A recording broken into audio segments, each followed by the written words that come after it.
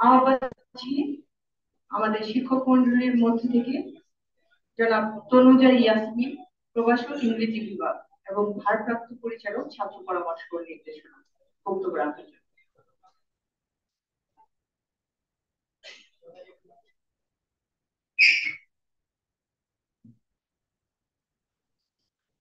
ধন্যবাদ রেজিস্ট্রার মহোদয়কে আমাকে কিছু বলার সুযোগ দেওয়ার জন্য। অনুষ্ঠানে উপস্থিত VC sir, pro-VC sir, treasurer sir এবং মতিউর রহমান স্যারকে আহ, স্বাগত জানাচ্ছি এবং প্রিয় শিক্ষার্থী বৃন্দ এবং কর্মচারী, প্রশাসনিক কর্মকর্তা বৃন্দ এবং আমার সহকর্মী বৃন্দকে সালাম জানাই। এবং প্রথমে বক্তব্যের শুরুতে আমি শহীদদের প্রতি বিনম্র শ্রদ্ধা জ্ঞাপন করছি। সেভাবেই আমরা বক্তব্য শুরু করছি। আমরা সবাই জানি যে জুলাই রেভলিউশন আমাদের বাংলাদেশের ইতিহাসে একটা নতুন অধ্যায় সূচনা করেছে, নতুন অধ্যায় যোগ করেছে, নতুন মাত্রা যোগ করেছে। শুধু সেটাই নয়, আমার মনে হয় জুলাই আন্দোলনের সব থেকে যে দুটো জিনিস আমাকে ব্যক্তিগতভাবে মুগ্ধ করেছিল, সেটার প্রথমটা হচ্ছে যে আমি যেটা দেখেছি সেটা হচ্ছে যে এই জেনারেশনের অফুরন্ত জীবনী শক্তি, যেটা আমার মনে হয় এর আগে কেউ অ্যাকনলেজ করতে পারেনি।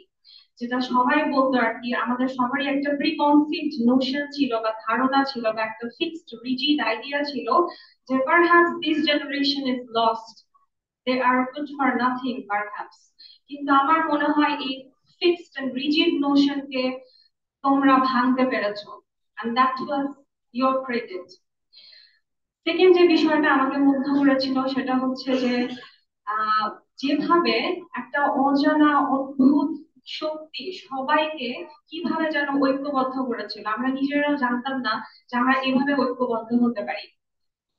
তো দ্যাট ওয়াজ ভেরি নোটিসেবল। আমার কাছে সেটা এখনো মনে পড়ে যে কিভাবে যেন সবাই এক হয়ে গেল হঠাৎ করে 16 জুলাই থেকে, যেই ওয়েভটা আমরা দেখতে পেয়েছিলাম গত বছরের। তো কিন্তু দুঃখের বিষয় এটাই, সেই ঐক্য, সেই ইউনিটি, সেই স্পিরিট আমার মনে হয় অনেকটাই আমরা হারিয়ে ফেলেছি। আমি এখন আর সেটা দেখতে পাই না। This very unfortunate for this country, for this nation. এবং আমি সেটা আবারও দেখতে চাই। তাই আফসোস মাঝে মধ্যে হয়। তবে হঠাৎ হঠাৎ করে মাঝে মধ্যে ফ্রেঞ্চ রেভলিউশনের কথা মনে পড়ে। তোমরা যদি ফ্রেঞ্চ রেভলিউশনের স্টোরি পড়ে থাকো, হিস্ট্রি জেনে থাকো, তাহলে তোমরা ওখানে দেখবে যে ওখানে একটা দারুণ স্লোগান ছিল প্রথমে, যেটা হচ্ছে লিবার্টি, ইকুয়ালিটি এন্ড ফ্র্যাটার্নিটি। কিন্তু পরবর্তীতে আসলে কি সেটা অ্যাচিভ করতে পারে তারা? কেন পারে না? না সেখানে লিবার্টি স্টাবলিশ করা পসিবল হয়, না ভ্রাতৃত্ব বা ফ্র্যাটার্নিটি, না ইকুয়ালিটি। আমরা সবাই জানি ফ্রেঞ্চ রেভলিউশনের সব থেকে বেশি যে দুটো ক্লাস অবদান রাখে, একটা হচ্ছে মিডল ক্লাস বা এলিট ক্লাস ওই সময়, আর একটা হচ্ছে ওয়ার্কিং ক্লাস। দুজন মিলেই আসলে কি করে, ফিউডালিজমকে উৎখাত করে, বা যেটাকে আমরা এখন আসলে স্বৈরাচার তন্ত্র বলে থাকি, যেটা সেই সময় হচ্ছে ষোড়শ রাজা লুই ছিল যখন, তাকে উৎখাত করা হয়। কিন্তু পরবর্তীতে দেখা যায় যে মিডল ক্লাসই আবার ক্ষমতা নেয় এবং ওয়ার্কিং ক্লাসকে তারা সিমিলারলি ওই একই ভাবে এক্সপ্লয়েট করা শুরু করে। শুধু সেটাই না, there were severe mass execution এবং খারাপভাবে mass execution শুরু হয় পরবর্তীতে। শুধুমাত্র সন্দেহের বশবর্তী হয়ে অনেক সাধারণ মানুষকে তারা গিলোটিনে চড়িয়ে দেয়, ব্রেনলেসলি বা জাস্ট অমানসিক অত্যাচার করে কত মানুষের উপরে। তো সেগুলো আমার এখন কেন জানি আমি রিলেট করতে পারি। তো জুলাই রেভলিউশনের যে আফটার ম্যাথ এবং ফ্রেঞ্চ রেভলিউশনের যে আফটার ম্যাথ বা কনসিকুয়েন্স, সেটার একটা সিমিলারিটি আছে এবং এটা আমাকে দুঃখ দেয়, খারাপ লাগে আমার। আমার মনে হয় যে বাংলাদেশ এরকম হওয়ার কথা ছিল না। তো জুলাইয়ের যারা শহীদ ছিল, তারা যে বাংলাদেশের স্বপ্নে বিভোর হয়ে নিজেদেরকে, নিজেদের জীবন উৎসর্গ করেছিল, আমরা কি আসলে সে বাংলাদেশ অ্যাচিভ করতে পেরেছি? আমরা কি তাদের কোনো একটা স্বপ্নের প্রতিফলন দেখতে পাই? মনে হয় না পাই না। This is a big no perhaps. তো আমার কাছে মনে হয় যে আমরা এই যে শিক্ষা গ্রহণ করছি, এটা তো খুব ছোট্ট একটা ইউনিভার্সিটি, এখানে আমরা মনে হয় খুব একটা ইউনিটি রাখতে পারছি না। আমরা সেই পজিটিভ আইডিয়ালস গুলো থেকে অনেক বিচ্যুত হয়ে গেছি, সরে গেছি। খুব ছোট ছোট ক্লাস, আমাদের 20 জন 30 জন, কিন্তু তাদের মাঝে আমি ইউনিটি দেখি না। কেন? ক্লাসে গেলে আমি সেটা দেখতে পাই না। তো সেটা আমাকে খারাপ, মানে আমার আমার খারাপ লাগে। কারণ এটা যদি একটা ক্লাসের চিত্র হতে পারে, তাহলে বাংলাদেশের ব্রডার পিকচার তো খারাপ হতে বাধ্য। কারণ আমরা ইন্ডিভিজুয়াল লেভেলে আসলে নিজেদেরকে এখনো রেকটিফাই করতে পারিনি, মেন্ট করতে পারিনি আমাদের আচরণগুলো। তার মানে আমরা শিক্ষা শুধু সার্টিফিকেটের জন্য বা সিজিপি এর জন্য হয়তো আমরা আমরা করছি, আর কিছুই না। কিন্তু এটা একাডেমিক লাইফের একটা পার্ট হলেও এটা মানুষের মূল পার্ট নয়। এটা আমাদেরকে মনে রাখতে হবে। যে শিক্ষা তোমাকে হাম্বল করতে পারে না, যে শিক্ষা তোমাকে কম্প্যাশনেট হতে শেখায় না, যে শিক্ষা তোমাকে কাইন্ড হতে শেখায় না, যে শিক্ষা তোমাকে টলারেন্ট হতে শেখায় না, যে শিক্ষা তোমাকে অ্যাকোমোডেটিভ হতে শেখায় না, যে শিক্ষা তোমাকে প্লুরালিস্টিক হতে শেখায় না, সেই শিক্ষা নিয়ে তুমি কি করবা? তো আমাদেরকে ওই স্পিরিটটাকে আবার নিয়ে আসতে হবে। এবং আমার মনে হয় প্রতিটা বাংলাদেশী আজকে নিজের কাছে নৈতিকভাবে প্রশ্নবিদ্ধ, এবং নিজেকে বারবার প্রশ্ন করতে ইচ্ছা করে যে have we bin able to do justice to the spirit of the tortured martyrs? Have we been able to do justice to their souls? Have we been able to do justice to their dreams, the dreams of their newfound Bangladesh? আমার মনে হয় না। আমাদের উচিত tolerant হওয়া এবং accommodative হওয়া। আমরা খুব ক্ষুদ্র ক্ষুদ্র জায়গা থেকে শুরু করব, আমাদের আমাদের ক্লাসরুম থেকেই আমরা শুরু করব পরিবর্তন। এবং আমি এটা দেখতে চাই যে তোমরা টলারেন্ট হতে শিখছো। কারণ আমরা শিক্ষা গ্রহণ করি মানেই তোমার আমার ইডিওলজি, জীবনবোধ, জীবন দর্শন, দৃষ্টিভঙ্গি সবকিছু আলাদা হবে। কিন্তু আমি যদি তোমাকে রেসপেক্ট করতে না পারি, তাহলে তুমি তো আমাকে রেসপেক্ট করতে পারবে না। তো আমাদেরকে কালটিভেট করতে হবে the culture of respect and harmony. এবং যেটা সবাই বলেছে সেটা হচ্ছে আজকে শুধু স্মরণ করার দিন না, তাদের স্পিরিটটাকে ধারণ করার দিন। তো আমরা ধারণ করার চেষ্টা করবো ইনশাআল্লাহ। Thank you.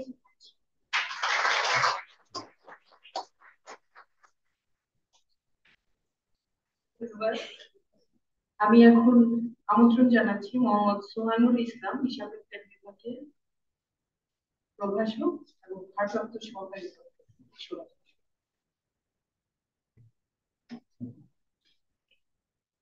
সম্মুখে রেখে মহিমাদীপ্ত উজ্জ্বল মহাকাশ, বিগত দিনের আয়নায় আমি দেখি দেখা।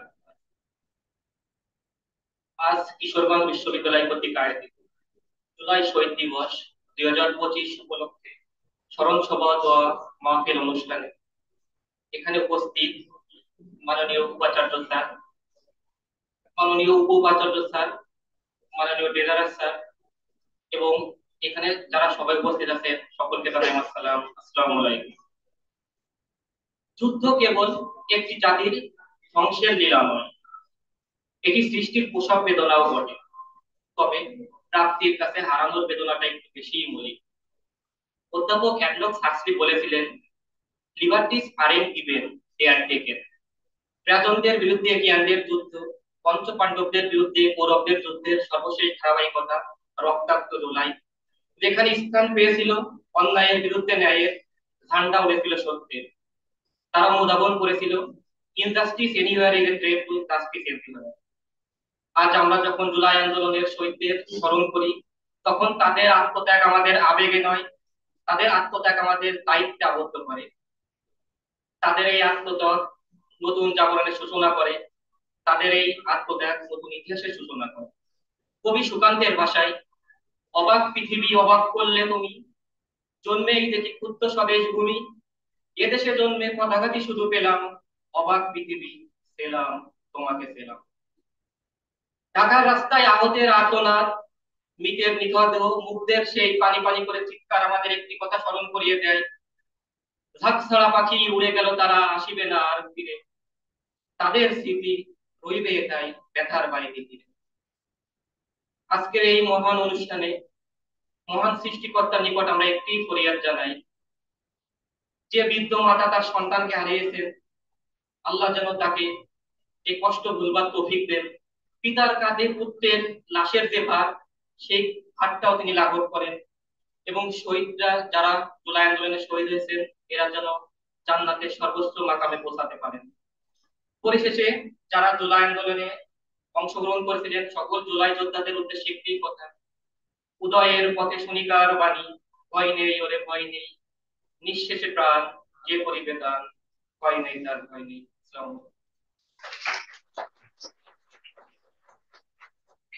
ধন্যবাদ। এখন শিক্ষার্থীদের আবেদনের প্রেক্ষিতে আমন্ত্রণ জানাচ্ছি ইংরেজি বিভাগের প্রভাষক জনাব নাফিস জামাল অর্ণব।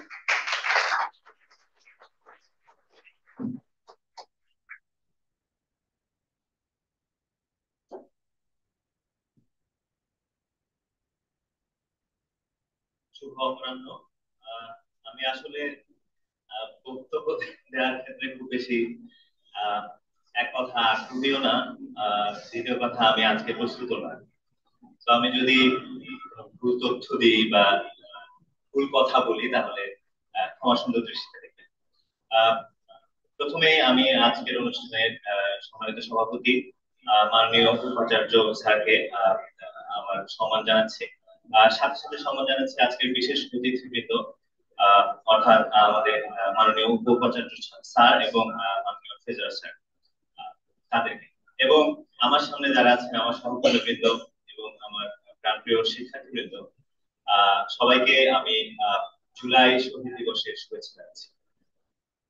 আসলে জুলাই শহীদ দিবস বা 2024-এর বৈষম্য বিরোধী আন্দোলন যা শেষ পর্যন্ত ফ্যাসিবাদ বিরোধী আন্দোলনে পরিণত হয়েছে, সেই বিষয়ে ইতিহাস এবং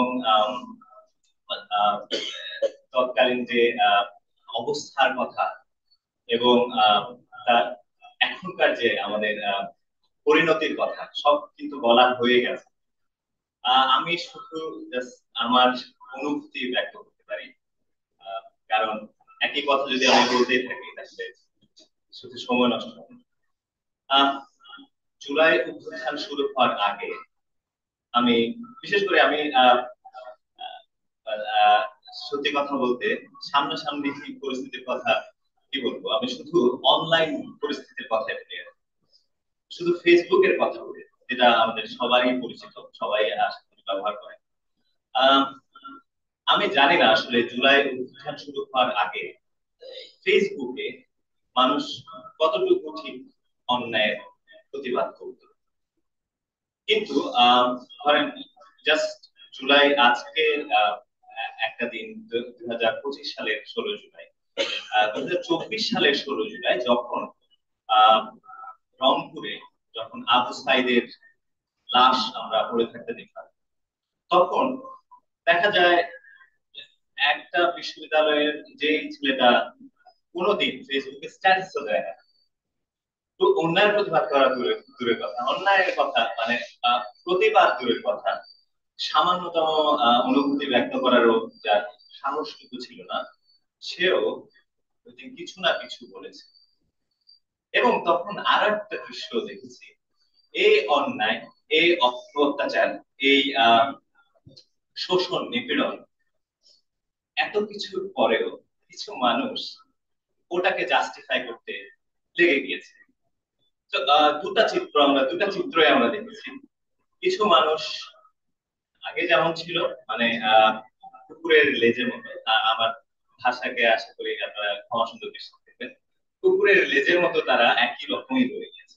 এবং সত্যি কথা বলতে আজ 1 বছর পরে বেশিরভাগ ওই গোত্রের বেশিরভাগ মানুষই একই আছে। আমি বলতে বাধ্য হচ্ছি যে ওই গোত্রের ওই ধ্যান ধারণার মানুষজন এখনো একই ধ্যান ধারণায় পোষণ করে, অর্থাৎ আমার মতের সাথে মিলছে না তাহলে তাকে পিটিয়ে দাও, আমার কথা শুনছে না তাকে ধরে বেঁধে নাও, আমার কথা মানছে না তাকে পিটিয়ে একেবারে হাড্ডি ভেঙে অথবা মেরে ফেলাটাও তো খুব বেশি কঠিন কাজ না, মনে হয় সেটা সব থেকে সহজ কাজ বাংলাদেশের পরিপ্রেক্ষিতে। সুতরাং 1 বছর পর আসলে কতটুকু চিত্র বদলালো সেই প্রশ্নের যদি আমি উত্তর দিতে চাই, আমার বলতে হয় যে এখন আমি আরো বেশি হতাশ। কেন হতাশ? কারণ 1 বছর আগে আমরা যতটুকু আশায় বুক বেঁধেছিলাম, আমার মনে হয় না যে আমার বুদ্ধি হওয়ার পর থেকে আমি এরকম কোন স্রোত, জনস্রোত আমি বাংলাদেশে হতে দেখছি। কারণ 90-এর অভ্যুত্থান অনেক আগে হয়ে গিয়েছে, আমাদেরও জন্মের আগে, আপনাদের তো অবশ্যই জন্মের আগে। মনে হয় আমাদের সারা দেখেছেন, ওই স্পিরিট আমরা আহ, চাক্ষুষ দেখি নাই। আর 2024-এর স্পিরিট আমরা চাক্ষুষ দেখেছি, এবং দেখেছি যে মোবাইল নেটওয়ার্ক বন্ধ করে দেওয়ার পর, যেটা আমাদের বলা যায় দৈনন্দিন জীবনের একটা অংশ, সেটা বন্ধ করে দেওয়ার পরও মানুষ কিভাবে কিভাবে যেন একে অপরের সাথে যোগাযোগ করে ফেলছে, আন্দোলন গুছিয়ে ফেলছে, এবং একটা পর্যায়ে গিয়ে সেটা বলা যায় দেয়ালের পিঠ থেকে গেলে মানুষ যেটা করে সামনের দিকে যেভাবে হোক একটা ধাক্কা দিয়ে এগিয়ে যায়। 2024-এর জুলাই আসলে আমাদের কাছে ওরকম একটা ধাক্কার মতো। যতবারই আমাদের পিঠ এভাবে দেয়ালে ঠেকিয়ে দেওয়া হবে, ততবারই আমরা সামনে এভাবেই ধাক্কা নিই। এবং সবচেয়ে ভালো হয় যদি দেয়াল পর্যন্ত আমাদের পিঠ যাওয়ার আগেই আমরা ধাক্কাটা দিতে শিখি। আমি আর কথা দীর্ঘায়িত করবো না। সবাইকে আমি আহ্বান জানাবো যে 2024 সালের জুলাই আগস্টে গণহত্যায় যারা মারা গিয়েছে তাদের জন্য তো আমরা অবশ্যই শোক প্রকাশ করবোই, কিন্তু তারা যে জন্য মারা গিয়েছে সেটা কখনোই আমরা বৃথা হতে দিব না। যেটা সম্ভাবনা, আশঙ্কা দেখা যাচ্ছে, কিন্তু সেই আশঙ্কাকে আমরা ইনশাল্লাহ উড়িয়ে দিতে পারবো। ধন্যবাদ সবাইকে।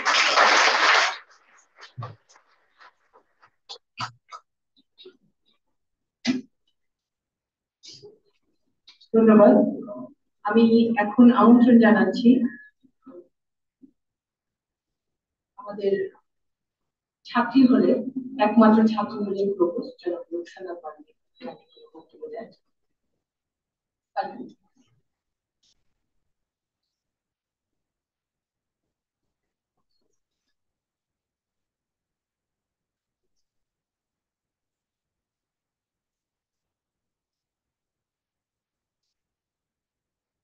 ধন্যবাদ। আহ কিশোরগঞ্জ বিশ্ববিদ্যালয় কর্তৃক আয়োজিত জুলাই শহীদ দিবস 2025 উপলক্ষে স্মরণ সভা ও দোয়া মাহফিল অনুষ্ঠানে আজকে উপস্থিত রয়েছেন আমাদের বিশ্ববিদ্যালয়ের মাননীয় উপাচার্য স্যার, আমাদের বিশ্ববিদ্যালয়ের মাননীয় উপাচার্য স্যার, ট্রেজারার স্যার, রেজিস্ট্রার মহোদয়, আমাদের অতিথি এবং সামনের সম্মানিত শিক্ষকবৃন্দ, আমার স্নেহের ছাত্রছাত্রী, সবাইকে সালাম এবং শুভেচ্ছা জানাচ্ছি। আজকের অনুষ্ঠানে প্রথমে যারা গত বছর মারা গিয়েছেন জুলাই আন্দোলনে, সবার জন্য আসলে শোক প্রকাশ করছি এবং তাদের জন্য দোয়া করছি।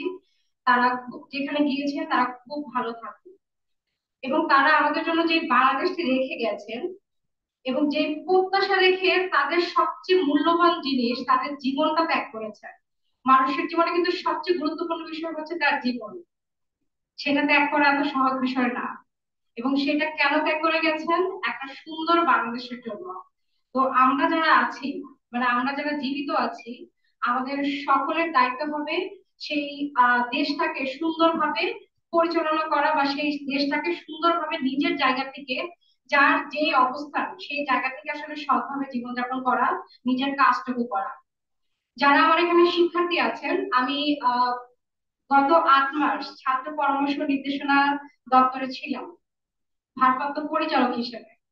তো আমার অবজারভেশন হচ্ছে, ছোট বিশ্ববিদ্যালয়, ক্লাসরুম, 20-30 জন স্টুডেন্ট, সবার মধ্যে কয়েকটা গ্রুপ,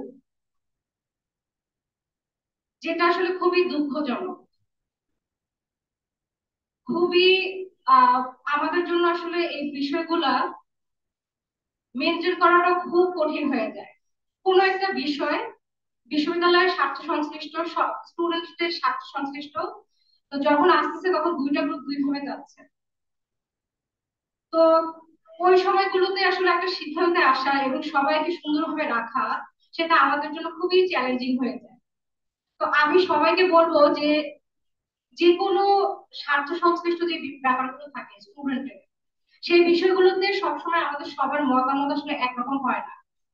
প্রত্যেকের চিন্তা ভাবনা, আদর্শ সবকিছু আলাদা হয়। সবকিছু যেহেতু আলাদা হয়, তো সেই ক্ষেত্রে আমি কি করব? আমার মতের সাথে না মিললে আমি তাকে মানবো? এটা তো আমাদের জুলাই আন্দোলনের তো স্পিরিট ছিল না, এটা ছিল না।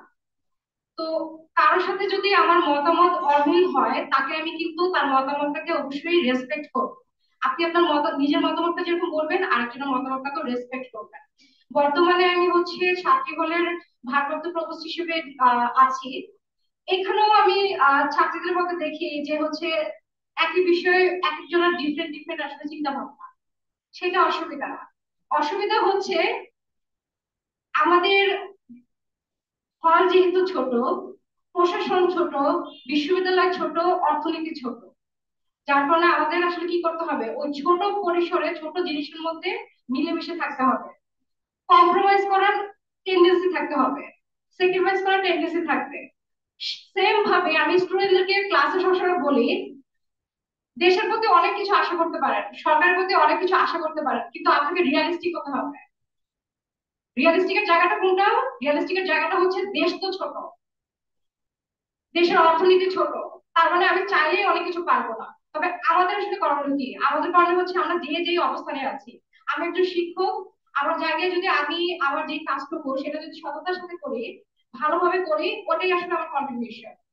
এবং হচ্ছে আমি যেহেতু আমি আমার যারা স্টুডেন্ট আছে তাদের তাদের মধ্যে যেন আমি দুই চোখে না দেখি, ওটাই হচ্ছে আমার কাজ। ঠিক আছে? সেম ভাবে আপনাদেরও আপনাদের নিজেদের পড়াশোনা করা, সেম ভাবে নিজেরা সচেতন থাকা নিজেদের অধিকারের ব্যাপারগুলোতে। আবার নিজেদের অধিকারে সচেতন থাকা মানে এটা না যে আরেকজনের আহ কোনো মতামত আমার পছন্দ হয় নাই তার মানে এখানে আমাকে কিছু করতে হবে। তো সর্বোপরি এটাই বলবো যে স্টুডেন্ট আমাদের এখানে যারা আছেন, কোনো আন্দোলনই আসলে সফল হবে না যদি আসলে আমাদের জায়গায় আমরা ঠিক না হই। দেশের সরকারের প্রতি আমরা অনেক প্রত্যাশা রাখতে পারি, দেশের সরকারের প্রতি আমরা অনেক প্রত্যাশা রাখতে পারি, কিন্তু সেই প্রত্যাশা আসলে পূরণ হবে না যদি আমরা না ঠিক করি। ধরেন আমাদের প্রত্যেকের কিছু কিছু দায়িত্ব থাকে, যেমন ক্লাস রিপ্রেজেন্টেটিভ যিনি থাকেন, যারা এই দায়িত্ব পালন করেছেন, তারা জানে যে ক্লাসটা মেনটেন করাটা কতটা কঠিন হয়েছে। টিচার একটা নির্দেশনা দেয়, স্টুডেন্ট এক একজন এক এক রকম কথা বলে, লাস্টে ও হচ্ছে মাঝখানে স্যান্ডউইচের প্যাটের মতো হয়ে যায়। সো আপনি একটা ক্লাস মেনটেন করতে যদি আপনাকে এত ঝামেলা পোহাতে হয়, তাহলে বুঝেন দেশের সরকার যিনি থাকেন তাকে এত বৃহত্তর পরিসরে সবকিছু মেনটেন করতে হয়। তো তার জায়গায় তো আসলে নানা ধরনের আসলে সীমাবদ্ধতা থাকে। তো আমাদের উচিত প্রত্যেকের জায়গা থেকে দেশের সরকারকে সহযোগিতা করা। সহযোগিতা কিভাবে করতে পারি? নিজের জায়গায় নিজের যে অবস্থানে আছি সেই জায়গাটাতে যদি আমার যে কাজটা আছে সেই কাজটা যদি আমি সঠিকভাবে করতে পারি, এবং আমার আশেপাশে যারা আছে তাদের মতামতকে যেন আমি মূল্য দিতে পারি। আমি মাঝে মাঝে বলি যে আমরা আহ আমরা আমরা আমরা আসলে খুব একটা সভ্য জাতি না, সরি এই কথাটা বলতে বাধ্য হচ্ছি।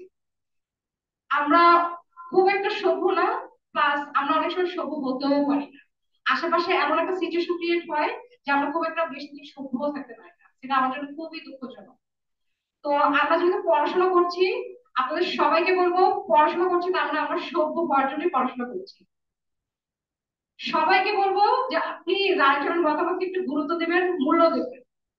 তার মতামতের সাথে মিলেনে বলে আমি একটা ক্যাওয়াস ক্রিয়েট করবো, আহ আমার যারা অথরিটি আছে তাদেরকে প্রেশার দিব ব্যাপারটা না করি, তাদের অথরিটি যারা আছে তাদেরকে আমরা সহযোগিতা করি এবং নিজেরাও নিজেদেরকে সহযোগিতা করি। সুন্দরভাবে আমাদের বিশ্ববিদ্যালয় খুব ছোট, সুন্দরভাবে যেন সবকিছু হয়। সেম ভাবে আমরা যখন আমাদের বিশ্ববিদ্যালয়টাকে সুন্দরভাবে গড়ে তুলতে পারবো, তার মানে হচ্ছে আমি দেশের একটা কন্ট্রিবিউশন করতে পারছি, তাই না? যখন আমি আমার জায়গা থেকে কিছু কন্ট্রিবিউট করতে পারবো তার মানে আমি দেশেও কোনো কন্ট্রিবিউট করছি। সেই সাথে দেশের প্রত্যেকটা বিষয়ে আমরা সচেতন থাকবো। যে কোনো বিষয়ে সচেতন নাগরিক হিসেবে আমার যে যে কাজটা করা প্রয়োজন সেই কাজটুকু আমি করবো। অর্থাৎ সেই কাজটুকু যখন আমি করতে পারবো, সেই সচেতন যখন আমি হতে পারবো, তখনই আসলে দেশের সরকারকে সহযোগিতা করা হবে। আর তখনই আসলে যারা শহীদ হয়েছেন তাদের প্রতি আসলে শ্রদ্ধা জ্ঞাপন করা হবে। আদারওয়াইজ আসলে 1 বছর পরে আমরা মনে হয় অনেকেই হতাশ, এই হতাশা বোধহয় বাড়তেই থাকবে। ওই হতাশা বাড়তে বাড়তে ওই যে একসময় যখন হচ্ছে দেয়ালে পিঠ থেকে যাবে, তখন হচ্ছে যে আবার কোন একটা আন্দোলন হবে, তারপরে আবার সেম সাইকেলে চলতে থাকবে। তো আসলে সেটা আসলে আমরা চাই না, আমরা কেউ আসলে সেই জিনিসটা চাই না। তো আসলে সর্বশেষে বলবো যে সবাই স্টুডেন্ট যারা আছেন, আপনাদের এখন জীবন গড়ার সময়। এই সময়টা আপনারা হচ্ছে সবার মতামতকে শ্রদ্ধা জ্ঞাপন করবেন, নিজের মতামতটা প্রকাশ করবেন, নিজের বুদ্ধি দিয়ে চলবেন এবং নিজের জায়গায় নিজের কাজটুকু করবেন, তাহলে আসলে কন্ট্রিবিউট করা হবে। ধন্যবাদ সবাইকে।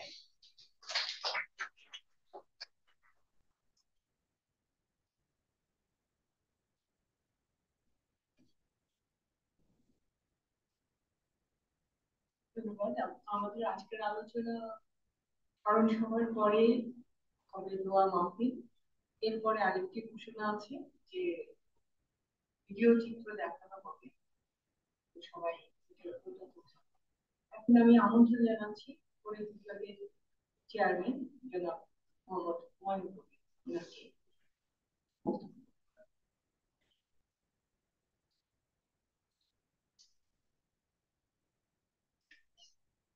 বিসমিল্লাহির রহমানির রহিম। কিশোরগঞ্জ বিশ্ববিদ্যালয় কর্তৃক আয়োজিত জুলাই শহীদ দিবসে অনুষ্ঠানে আমাদের সভাপতি আমাদের স্যার এবং বিশেষ অতিথি হিসেবে আছেন আমাদের মাননীয় উপপ্রধান স্যার এবং স্যার এবং আমাদের সঞ্চালক আমাদের মাঝে উপস্থিত আছেন অতিথি হিসেবে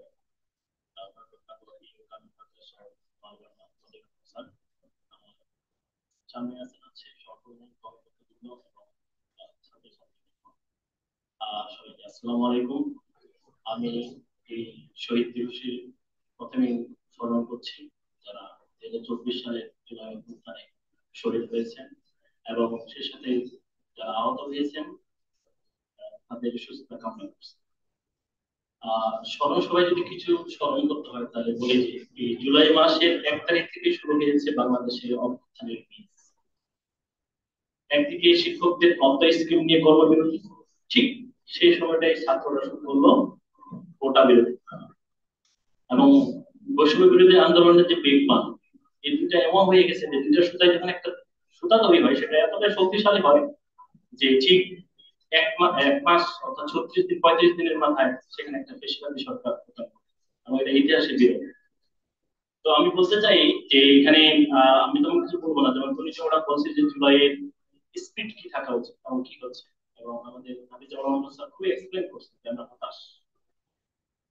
আসলে এই জুলাই তো আমাদের শক্তি দেয় যে কেন বাংলাদেশে কোটা থাকে। বাংলাদেশ কি এখন কোটা আছে? নিজেরা জিজ্ঞেস করেন। তাহলে জুলাইও এখনো জাগরণ আছে। জুলাই যতদিন জাগরণ থাকবে ততদিন বাংলাদেশে কোটা থাকবে। আবার বাংলাদেশে কি চাঁদাবাদী আছে? তাহলে জুলাই এখনো জীবিত আছে। দুর্নীতি আছে? আগে থেকে কম না বেশি? তাহলে কেন জুলাই নিস্তব্ধ হয়ে গেছে? জুলাই কোনো বিক্রি করবেন না, কোন রাজনৈতিক নোটিফিকেশন থাকছে। জুলাই তোমাদের অধিকার, জুলাই শিক্ষক অধিকার। এই আজকে 16 তারিখ পর্যন্ত কোন আমলারা আসলো, কোন রাজনীতিবিদ আসলো? শিক্ষক আর ছাত্ররা। এই 16 তারিখে যখন 6 জন মারা গেল চট্টগ্রামে, 3 জন ঢাকায়, 2 জন টোটাল 6 জন যখন মারা তখন হয়ে গেল এটা ছাত্র জনতা। শুরুটা সেভাবেই করতে হবে, যে কোনো চাঁদাবাজি দুর্নীতির বিরুদ্ধে সবসময় সজাগ থাকবে।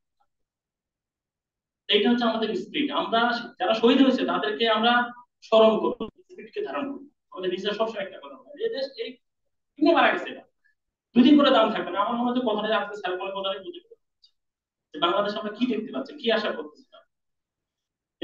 জুলাই কেন আমরা বিক্রি করে ফেলতেছি?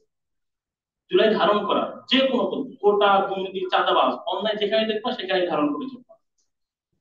এটা হচ্ছে তোমাদের এই জুলাইয়ের মেইন স্পিরিট, এটা ধারণ করতে হবে। তাহলে এই বাংলাদেশ স্বাধীনতা 54-55 বছর যেমন একটা আমরা উন্নয়নশীল দেশে বা আমরা যেতে পারি না, ঠিক এই জুলাইকে যদি আমরা এই মুহূর্তে এবং আগামী দিনগুলোতে ধারণ না করি তাহলে আমরা কখনো মুক্তিযোদ্ধার যে চেতনা, জুলাইয়ের যে চেতনাকে কখনো আর ফিরব। তো আমি বেশি কথা বলবো না, শুধু আমি আমাদের স্টুডেন্টকে বলবো যে আমরা জুলাইকে ধারণ করে চলবো এবং এই জুলাই অমর এবং সকল শহীদদের স্মরণে আমি আমার বক্তব্য এখানে শেষ করছি। আসসালামু আলাইকুম।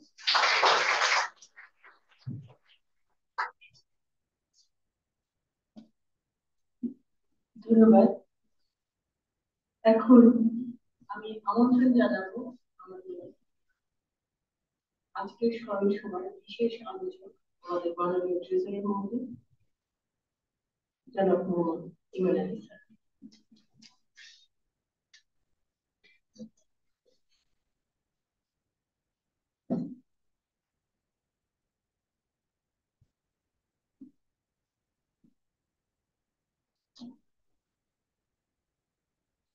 বিসমিল্লাহির রহমানির রহিম। জুলাই শহীদ দিবস 2025 উপলক্ষে আয়োজিত আজকের এই সভায় সম্মানিত সভাপতি মাননীয় উপাচার্য ডক্টর দিলীপ কুমার বড়ুয়া, আলোচক হিসেবে উপস্থিত আছেন মাননীয় উপাচার্য ডক্টর মোহাম্মদ শফিকুল ইসলাম, মঞ্চে উপবিষ্ট আমাদের রেজিস্ট্রার লাইলা ইয়াসমিন, সম্মানিত শিক্ষকবৃন্দ এবং আমার স্নেহের ছাত্রছাত্রীবৃন্দ, আসসালামু আলাইকুম। আমরা এতক্ষণ পর্যন্ত বিভিন্ন ধরনের আমাদের ছাত্র এবং শিক্ষক সকলের মুখে বৈষম্য বিরোধী ছাত্র আন্দোলনের প্রেক্ষাপট এবং এর কর্মপরিধি, এর গতি প্রকৃতি এবং এর ফলাফল সম্পর্কে অবহিত হয়েছে। আমরা আজকের এই দিনে বিশেষভাবে স্মরণ করছি যে জুলাই গণঅভ্যুত্থানে যারা শহীদ হয়েছেন তাদের প্রতি আমরা জানাচ্ছি কৃতজ্ঞতা এবং তাদের আত্মার মাগফিরাত কামনা করছি এবং যারা আহত হয়েছেন তাদের সুস্থতা এবং সুচিকিৎসা কামনা করছি। সম্মানিত সুধী, আজ আমরা এখানে এক বড় বেদনাদায়ক স্মৃতি নিয়ে একত্রিত হয়েছি। এই দিনটি শুধু একটি দিন নয়, এটি আমাদের চেতনা, আমাদের আত্মত্যাগের এবং ন্যায়ের পথে আকর্ষণ থাকার এক অনন্য প্রতীক। এদিনে আমরা গভীর শ্রদ্ধার সাথে স্মরণ করি আবু সাইদ সকল শহীদকে, যাদের আত্মত্যাগে স্বৈরাচারের পতন হয়েছে, উপনীত হয়েছে গণতন্ত্রের বীজ। সে বীজ আজ এক নতুন বাংলাদেশের রূপ নিয়েছে, যার কান্ডারে আমাদের ছাত্র জনতা। সম্মানিত সুধী, প্রতিটি বিপ্লব, প্রতিটি অভ্যুত্থান, প্রতিটি পরিবর্তন সূচিত হয়েছে তরুণ প্রজন্ম তথা ছাত্র এবং জনতার স্বতঃস্ফূর্ত অংশগ্রহণে। ভাষা আন্দোলন, মুক্তিযুদ্ধ, 26-এর স্বৈরাচার বিরোধী আন্দোলন, সব ক্ষেত্রেই আমরা তরুণ ছাত্র সমাজ এবং জনগণের ভূমিকা দেখতে পেয়েছি। আজকের বাংলাদেশ শুধুই প্রযুক্তির বা অর্থনীতির অগ্রগতির গল্প নয়, এটি মূল্যবোধের, নৈতিকতার এবং অংশগ্রহণমূলক গণতন্ত্রের বাংলাদেশ। এই বাংলাদেশ গড়তে হলে দরকার সততা, যুক্তিবাদী মানসিকতা, সমাজ এবং রাষ্ট্রের প্রতি দায়বদ্ধতা, সর্বোপরি আদর্শের প্রতি অনড় থাকা।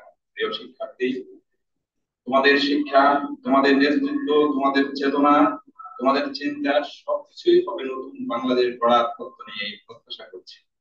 সকল জুলাই শহীদ এবং আহতদের প্রতি আবারও বিনম্র শ্রদ্ধা জানিয়ে আমার বক্তব্য শেষ করছি। আল্লাহ হাফেজ।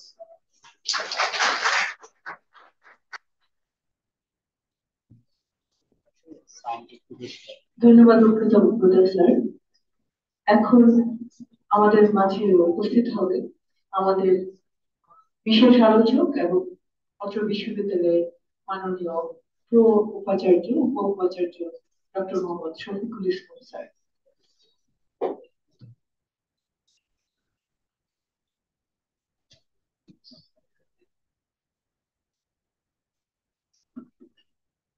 বিসমিল্লাহির রহমানির রহিম।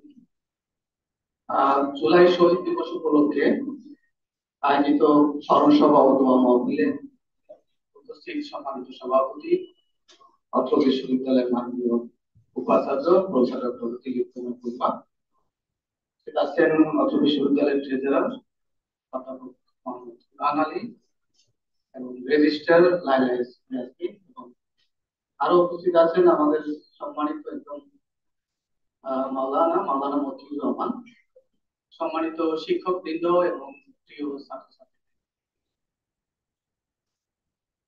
এটা হচ্ছে শহীদ দিবস। আমি প্রথমে জুলাই গণ অভ্যুত্থানের যারা নিহত হয়েছেন সকলের রুহের মাগফিরাত কামনা করছি এবং তাদের আত্মার শান্তি কামনা করছি। আসলে জুলাই অভ্যুত্থান কিন্তু বারবার আসে না। যদিও আপনারা বলছেন বারবার আন্দোলন করবেন, এই অভ্যুত্থান কিন্তু বারবার আসে না।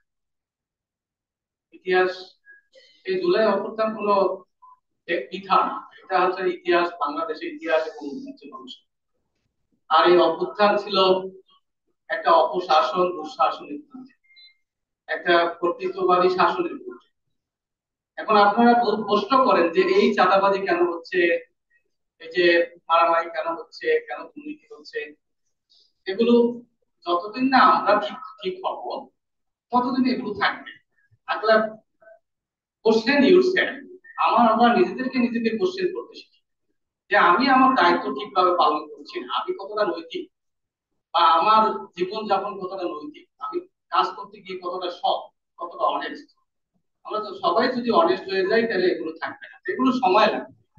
একটা সোসাইটি এই পর্যায়ে আস্তে আস্তে অনেক সময় লাগে। এ নিয়ে আমি হতাশ নেই, আমরা হতাশ না। তো আমরা দেখি যে এই জুলাই অভ্যুত্থান একটা ন্যায্যতা, ন্যায় প্রতিষ্ঠার আন্দোলন, ন্যায় প্রতিষ্ঠার আন্দোলন, এটা ন্যায্যতা প্রতিষ্ঠার আন্দোলন, মানবিক মর্যাদা প্রতিষ্ঠার আন্দোলন, মানুষের রাজনীতিতে অংশগ্রহণের আন্দোলন, রাজনীতিতে ভোটার অধিকার প্রতিষ্ঠার আন্দোলন, গণতান্ত্রিক আন্দোলন। এই আন্দোলন কখনো বৃথা যাবে না, এই আন্দোলন অবশ্যই একটা প্রভাব রয়েছে।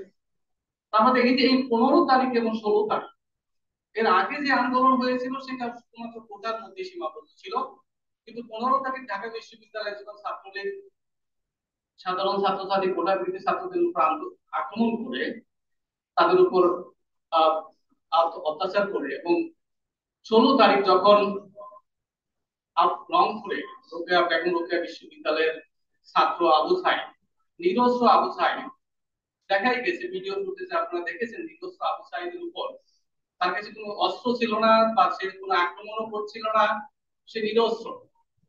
পুলিশের একটা বক্তব্য থাকে যে আমি আমার আত্মরক্ষার জন্য গুলি করি, কিন্তু আবু সাইদকে গুলি করার কোনো এরকম কোনো প্রেক্ষাপট ছিল না। আবু সাইদ নিরস্ত্র ছিল, তার বুকে গুলি করে হত্যা করা হয়েছিল। এই আন্দোলনটাকে, ওটা বিরোধী আন্দোলন, এই আন্দোলনটাকে মোড় ঘুরিয়ে দিয়েছিল এই 15 তারিখ এবং 16 তারিখ, যেখানে সকল রাজনৈতিক দলের সমর্থকগণ, রাজনৈতিক দলের কর্মীগণ অংশগ্রহণ করেছিল, সাধারণ মানুষ অংশগ্রহণ করেছিল। এখন আপনারা ছাত্ররা বলবেন যে আমরা তো সফল হয়েছি, রাজনৈতিক দল কেন সফল হয়নি? হ্যাঁ, এখানে একটা বক্তব্য আছে যে রাজনৈতিক দল এই কারণে সফল হয়নি, কোন রাজনৈতিক দল আন্দোলন যখন করে তখন অন্য রাজনৈতিক দল মনে করে যে এটা তো আমাদের রাজনৈতিক আন্দোলন, আমি কেন অংশগ্রহণ করবো। আর ছাত্রদের আন্দোলনটা ছিল হচ্ছে মানে নিরপেক্ষ, ছাত্ররা হচ্ছে সকলের নয়নের মণি, সকলের ভালোবাসার একটা জায়গা, স্পন্দন। সেই কারণে সেইখানে কিন্তু ছাত্রদের আন্দোলনের সকল দল, শুধুমাত্র সরকার ছাড়া সকল দল অংশগ্রহণ করেছে, সকল দলের কর্মীরা অংশগ্রহণ করেছে, সকল অভিভাবকরা অংশগ্রহণ করেছে। সুতরাং এখানে ছাত্র জনতার আন্দোলন, জুলাইতে যেভাবে আন্দোলন হয়েছিল, এটা ইতিহাস আমরা দেখছি যে এরকম জুলাইতে আরো আন্দোলন হয়েছে কিনা। আমরা দেখি যে ফ্রান্সে 1830 সালে এই আন্দোলনের সাথে মিল আছে। 1830 সালে ফ্রান্সে কনসম চার্লস এর বিরুদ্ধে, কনসম চার্লসও কিছুটা অথরিটেরিয়ান ছিলেন তখনকার সময়ের প্রেক্ষিতে, কনসম চার্লসের বিরুদ্ধে গণ অভ্যুত্থান হয়েছিল। কনসম চার্লস সেই সময় যে জনগণের ভোটাধিকার ছিল, সেটা ভোটাধিকার ছিল সীমিত, কিন্তু জনগণের ছিল দাবি ছিল যে সকল মানুষের ভোটাধিকার দিতে হবে, প্রাপ্ত বয়স্ক সকল মানুষের ভোটাধিকার দিতে হবে। আর তখন ভোটাধিকার ছিল শুধুমাত্র যারা ট্যাক্স দিত, মানে রাষ্ট্র ট্যাক্স দিত যারা, তাদেরই ভোটাধিকার ছিল, মানে ধনাঢ্য ব্যক্তিদের ভোটাধিকার ছিল, এলিটদের ভোটাধিকার ছিল, সাধারণ জনগণের কোনো ভোটাধিকার ছিল না। সেই সময় এই আন্দোলনটা হয়েছিল সাধারণ জনগণের ভোটাধিকার প্রতিষ্ঠার জন্য, সাধারণ জনগণের অধিকার প্রতিষ্ঠার জন্য।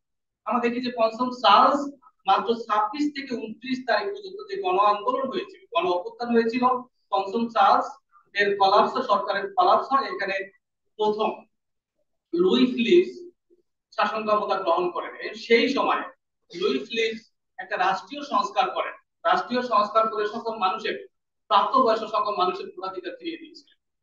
তেমনি ভাবে আপনারা যদি দেখেন 1952 সালের যে ভাষা আন্দোলন, আমি একটু সময় নিয়ে নিচ্ছি, আপনারা বিরক্ত হবেন, তারপর সংক্ষেপে আলোচনা করছি, অনেক কিছু বলা যাচ্ছে কিন্তু সময় হবে না। তা আমরা দেখি যে 1952 সালের যে ভাষা আন্দোলন, সেই ভাষা আন্দোলনেও ছাত্ররাই অংশগ্রহণ করেছে। ছাত্ররাই এগিয়ে এসেছিল, রাজনৈতিক দলগুলোর সমর্থন ছিল। তো সেইখানে দেখেন ছাত্ররা প্রাণ দিয়েছে, সালাম, বরকত, শফিউল, এরা প্রাণ দিয়েছিলেন। বরকত আমাদের পলিটিক্যাল সায়েন্সের একজন ছাত্র ছিল, বরকত এর মধ্যে। তো তারা প্রাণ দিয়েছে। তারপরে কিন্তু আমরা 1956 সালের যে সংবিধান হয়েছিল পাকিস্তানের, সেই সংবিধানে কিন্তু আমরা রাষ্ট্রভাষার মর্যাদা ফিরিয়ে পেয়েছিলাম।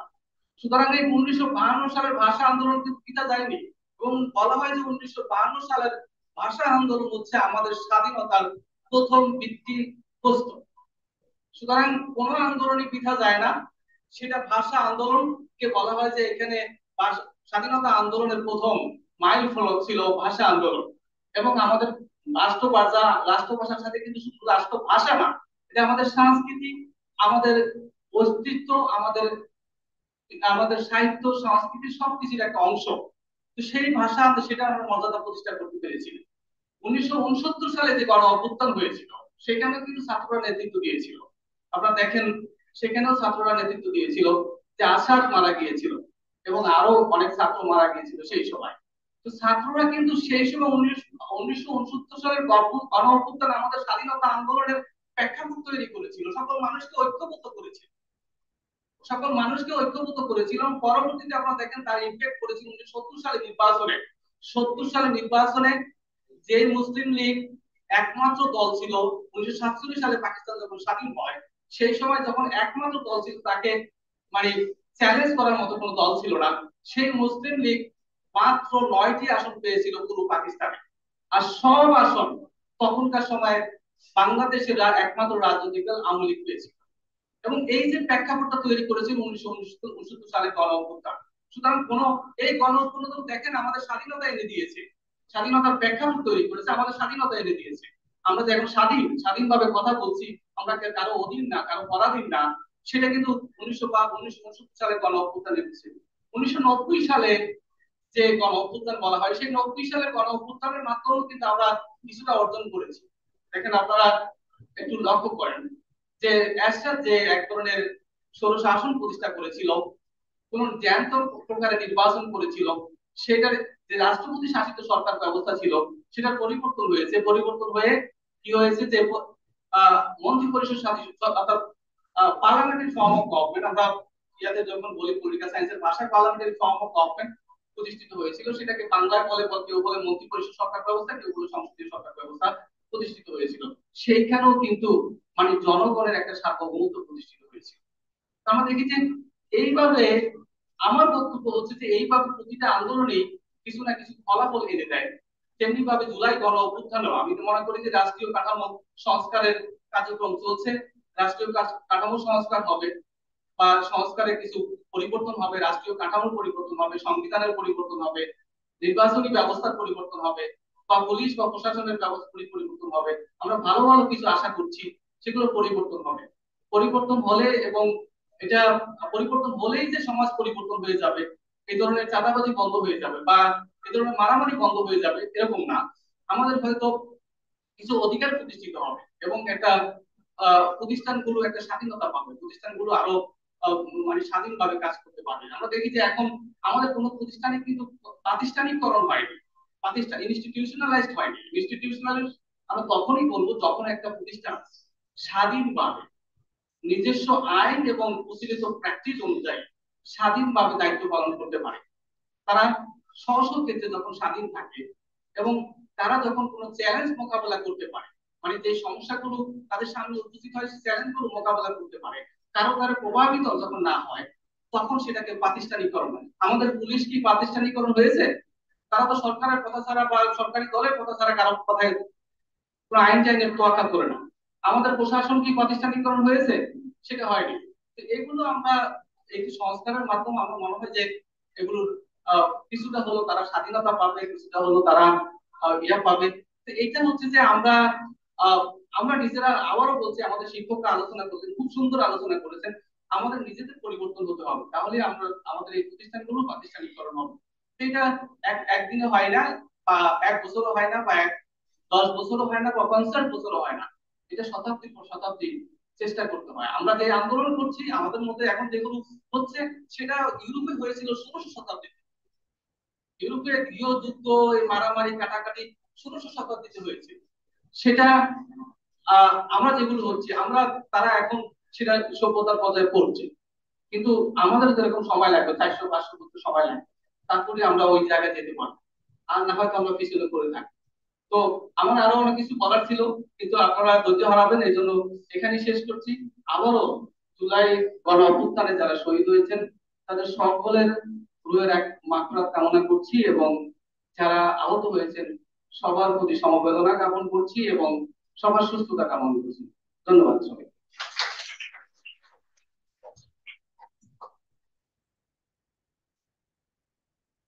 ধন্যবাদ উৎকৃতজ্ঞতা প্রদান মাননীয় উপাচার্য মহোদয়। উনি রাজনীতি বিজ্ঞানের প্রেক্ষাপট থেকে চমৎকার ভাবে জুলাই আন্দোলনের ব্যাখ্যা করে সরাসরি। আমি এখন আমন্ত্রণ জানাচ্ছি আমাদের মাননীয় উপাচার্য মহোদয়, কিশোরগঞ্জ বিশ্ববিদ্যালয়, যিনি এই জুলাই আন্দোলনের পরবর্তীতে আমাদের এখানে আমাদের বিশ্ববিদ্যালয়ে হাল হয়েছে তাকে ছবি দেওয়া।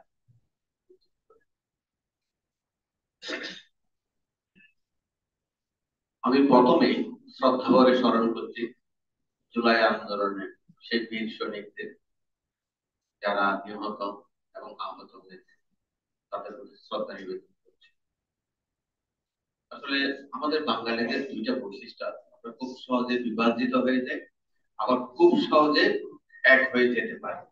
হ্যাঁ, আমরা এটা বিভিন্ন আন্দোলনের সংগ্রামের মধ্যে এটা আমরা লক্ষ্য করেছি।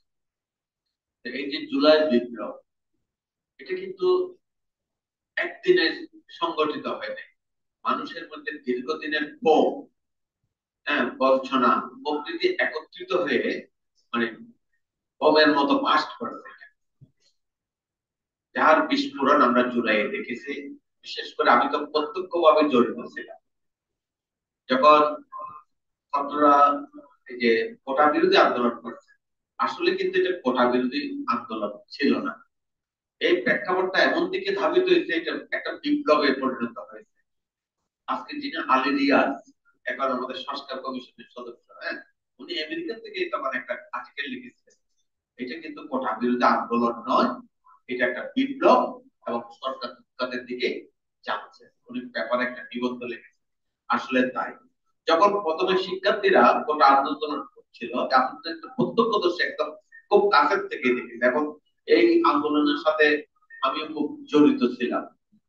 যখন শিক্ষার্থীরা আন্দোলনটা শুরু করলো, ছাত্রলীগের একটা মানে তাদের দম্ভ বা বিশ্বাস ছিল তারা এই আন্দোলনকে নিমিষে মানে ধ্বংস করে দিতে পারবে। কিন্তু এই আন্দোলনের সাথে তখন আমরা ঢাকা বিশ্ববিদ্যালয়ের শিক্ষকরা যখন জড়িয়ে গেলাম, তখন সমগ্র বিশ্ববিদ্যালয় শিক্ষার্থীরা এবং শিক্ষকরা জড়িয়ে গেল। তখন আন্দোলন আর কন্ট্রোলে থাকার, সরকারের কন্ট্রোলে থাকার আর কোনো উপায় ছিল না। হ্যাঁ, আরেকটা মানে যখন প্রাইভেট বিশ্ববিদ্যালয়গুলো জড়িত হয়ে গেল, তখন শক্তিটা তীব্রভাবে মানে বৃদ্ধি পেল। আরো বৃদ্ধি পেল যখন অভিভাবকরা জড়িত হয়ে গেল। যখন অভিভাবকরা জড়িত হয়ে গেল, তখন সরকার বুঝে গেল আর টিকতে পারবে না। তো এই বাংলাদেশে বিভিন্ন স্বৈরাচারী সরকার এসেছে, কিন্তু ছাত্রদের চিন্তা চেতনার কাছে তারা হয়তো বেশ কিছুদিন লিঙ্গার করেছে, বেশ কিছুদিন শাসন করেছে, কিন্তু কখনো টিকতে পারেনি।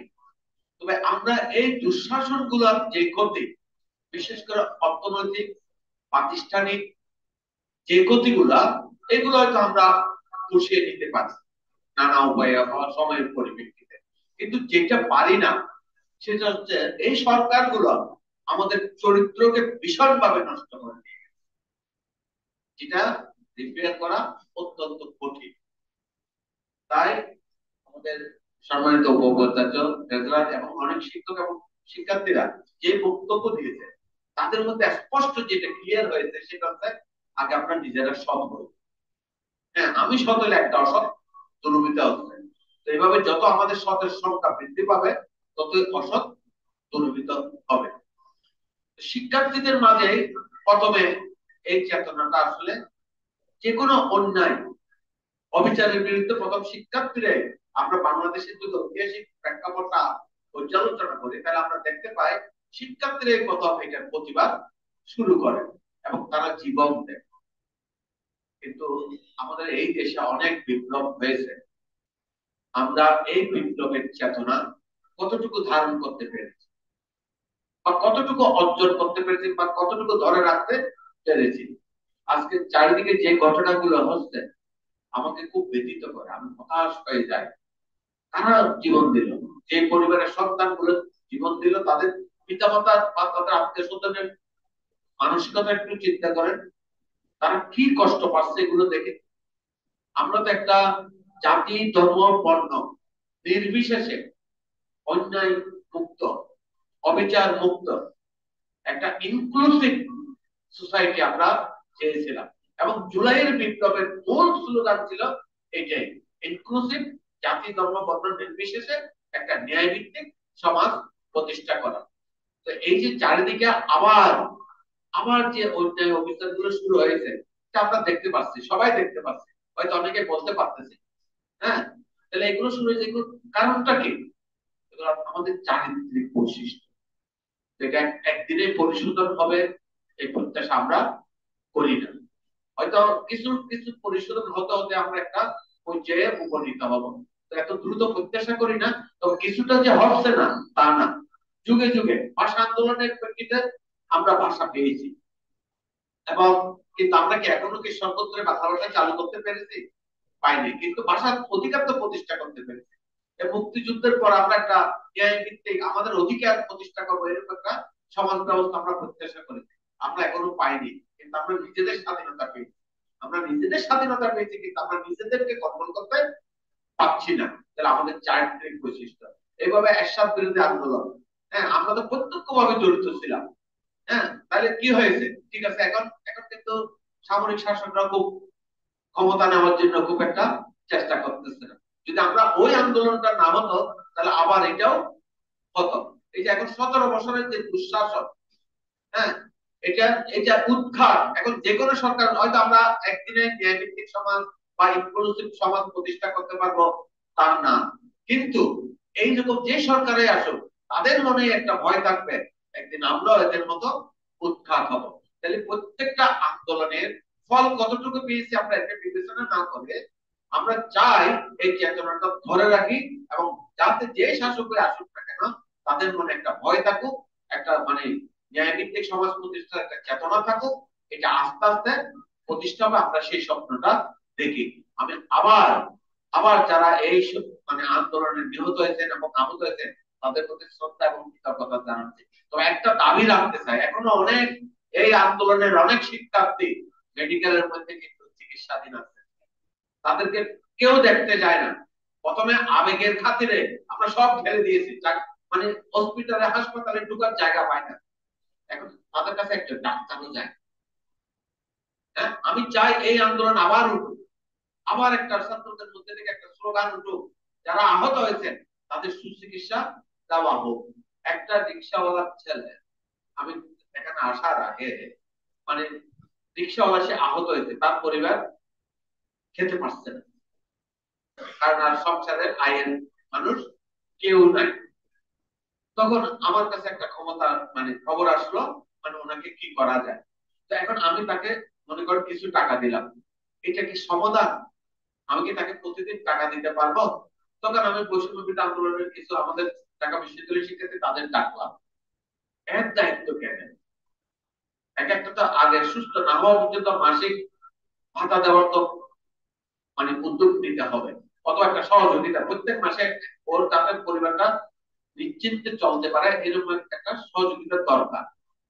তারা হয়তো একজনের জন্য করছে, কিন্তু এরকম হাজার হাজার মানুষ এবং শিক্ষার্থী এখনো কঠিন অবস্থায় আছে।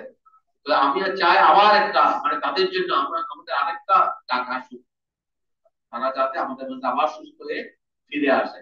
তো আসলে সময় অনেক চলে গেছে, এখন আমি সবাইকে ধন্যবাদ এবং সবাই যাতে এই মানে 24-এর বৈষম্য বিরোধী আন্দোলনের চেতনাটা ধারণ করে থাকেন সেই অনুরোধ জানিয়ে আমরা